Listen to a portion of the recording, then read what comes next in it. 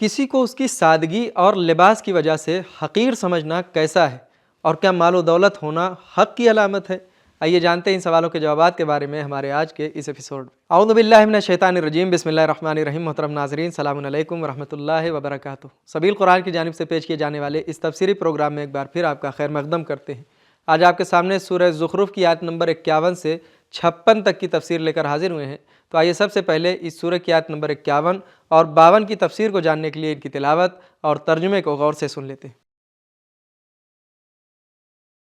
کتاب انزلناه الیک مبارک لیدبروا آیاته ولیتذکر اولو الالباب۔ بسم اللہ الرحمن الرحیم۔ ونادى فرعون في قومه قال يا قوم أليس لي ملك مصر وهذه الأنهار تجري من تحتي أفلا تبصرون أم أنا خير من هذا الذي هو مهين ولا يكاد يبين۔ اور فرعون نے اپنے لوگوں میں پکار کر کہا، اے میری قوم، کیا یہ ملک مصر ہمارا نہیں، اور کیا یہ نہریں جو ہمارے شاہی محل کے نیچے بہہ رہی ہیں ہماری نہیں؟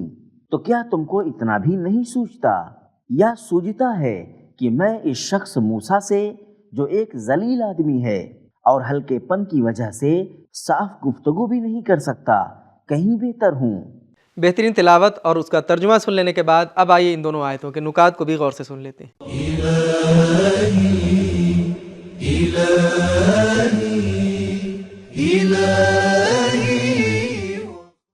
نکات۔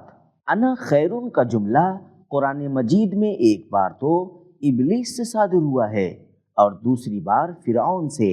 دشمن کا کام یہ ہے کہ وہ چھوٹی سی کمزوری کو بھی بڑا دکھاتا ہے۔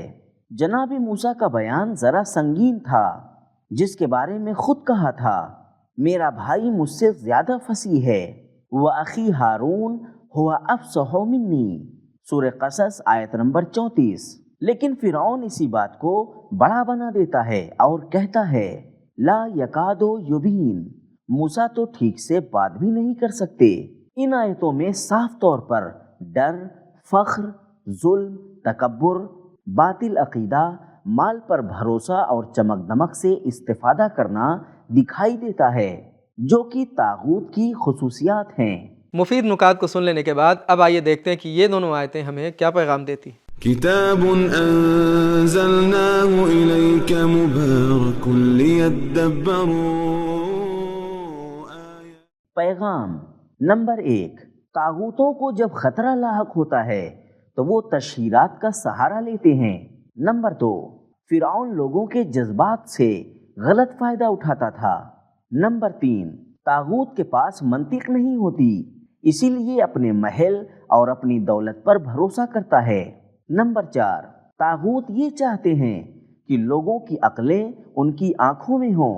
نمبر 5، اپنے آپ کو محور بنانا طاغوت کی سب سے ظاہری خصوصیت ہے۔ نمبر 6، دوسروں کو ہلکا دکھانا طاغوت کی خاصیت ہے۔ نمبر 7، کسی کو اس کے لباس اور ظاہری سادگی کی وجہ سے حقیر سمجھنا فرعونی طریقہ کار ہے۔ اب آئیے سورہ زخرف کی مزید 4 آیتوں یعنی آیت نمبر 53 سے 56 تک کی تلاوت کو بھی اس کے ترجمے کے ساتھ غور سے سن لیتے ہیں۔ فلولا القی علیہ اسورۃ من ذہب او جاء معه الملائکۃ مقترنین فاستخف قومه فأطاعوه إنهم كانوا قوما فاسقين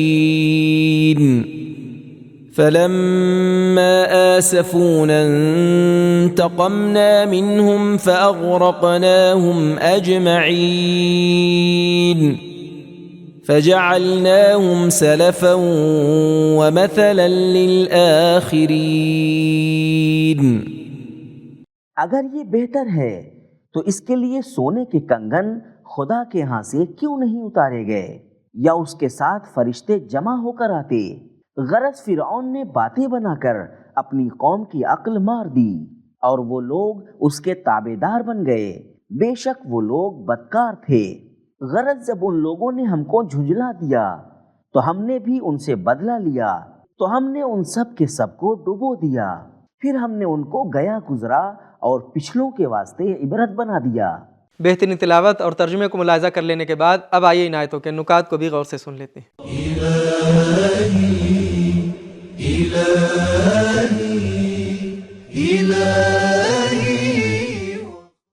نکات: اسورہ جمع ہے سوار کی، جس کا معنی ہے کنگن۔ باطل نظام میں لوگوں پر حاکموں کی حکومت عوام کی توہین کرنے اور انہیں ہلکا شمار کرنے کی بنا پر ہوتی ہے، لیکن حق کے نظام میں لوگوں کی اطاعت احسن سب سے بہتر کے انتخاب کی بنا پر ہوتی ہے۔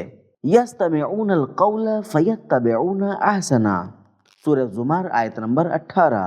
وہ بھی محبت کے ساتھ۔ لو کنت فظا غلیظ القلب لانفضوا من حولک، سورہ آل عمران آیت نمبر 159۔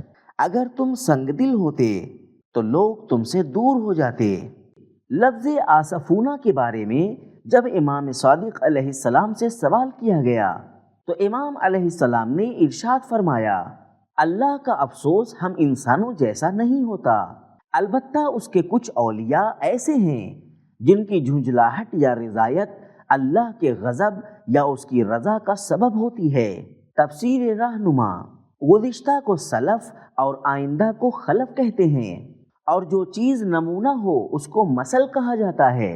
وہ لوگ جو آئیڈیل اور نمونوں کے عنوان سے کہاوتوں کی طرح زبان زد خاص و عام ہوتے ہیں انہیں مثل کہا جاتا ہے۔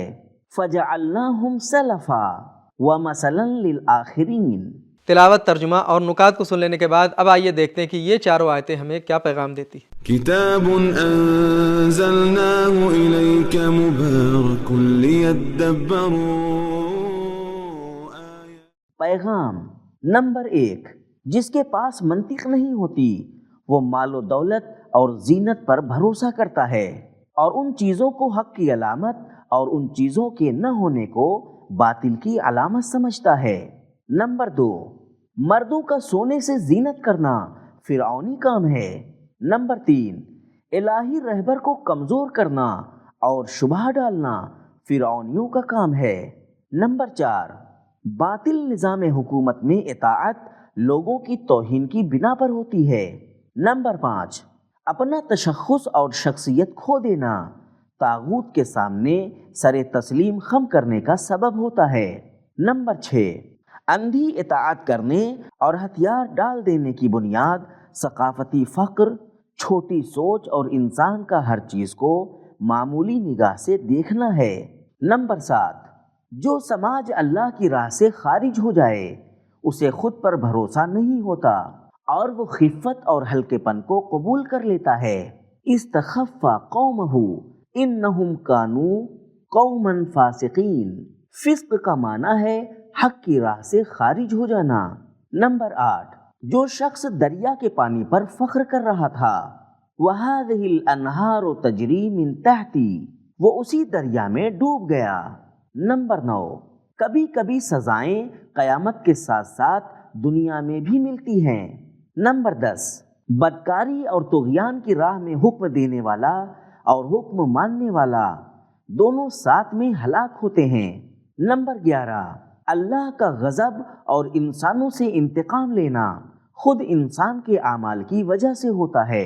نمبر 12: تاریخ کی گواہی کے مطابق ظالم قدرتوں کو نابود کرنا اللہ کی یقینی سنت ہے۔ نمبر 13: گزشتہ لوگوں کے ساتھ واقع ہونے والے حادثات آئندہ آنے والوں کے لیے درس عبرت ہیں۔ تو محترم ناظرین، آج کی ویڈیو میں ہم نے یہ جانا کسی کو اس کے لباس اور ظاہری سادگی کی وجہ سے حقیر سمجھنا فرعونی طریقہ کار ہے، اور جس کے پاس منطق نہیں ہوتی وہ انسان مال و دولت اور زینت پر بھروسہ کرتا ہے اور ان چیزوں کو حق کی علامت اور ان کے نہ ہونے کو باطل کی علامت سمجھتا ہے۔ یہ تھے ہمارے سوالوں کے جوابات۔ ملتے ہیں اگلے ایپیسوڈ میں، تب تک کے لیے شکریہ۔ خدا حافظ۔ سبیل قرآن، قرآنی سماج کی पहचान।